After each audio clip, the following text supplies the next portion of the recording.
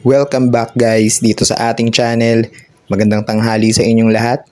So for today's special episode, i-share ko naman sa inyo kung ano yung nagiging role ng aqua plants sa mga tub, aquarium at syempre sa mga alaga natin. Isa na dito yung pagbibigay nila ng safe spot or taguan kapag nagiging territorial na yung mga alaga natin. Dahil hindi rin natin makokontrol yung kani-kanilang behavior. Sa oras naman na nanganak na yung mga female breeders, nagiging taguan din sila ng mga fry at nagsisilbing shelter para hindi sila makain ng mas malalaki sa kanila, especially ng kanilang mga predator. Lalo na kapag outdoor ang setup nyo at hindi fully secured. Isa pa sa mga napansin ko ay nagiging relaxing spot din nila itong mga aqua plants. Kapag masyadong malawak yung setup or mataas masyado yung tubig, nakakaramdam din sila ng pagod kaya't pumapatong sila sa mga tangkay at sa ibabaw mismo ng mga plants para magpahinga.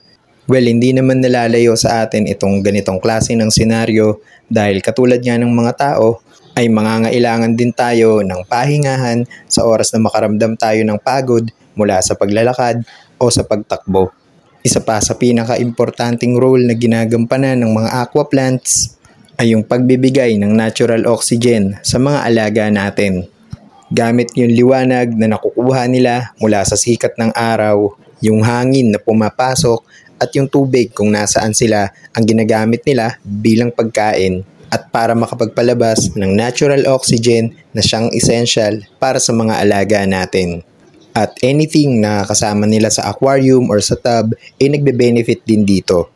So hanggat merong liwanag na nakukuha yung mga aqua plants, ito talaga yung prosesong ginagawa nila na tinatawag na photosynthesis. Sa gabi naman, kapag wala na silang naa-absorb na kahit na anong liwanag, mas kinukonsume naman nila yung natural oxygen at nire-release yung maruming hangin.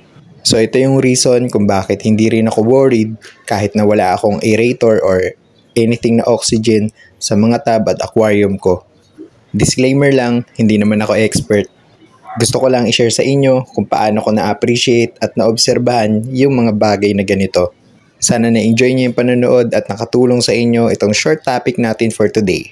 So yun lang guys, maraming salamat ulit. This is Agapito from GapTVT. More activity to come. Thank you as always and God bless you all. See you sa next episode and bye for now.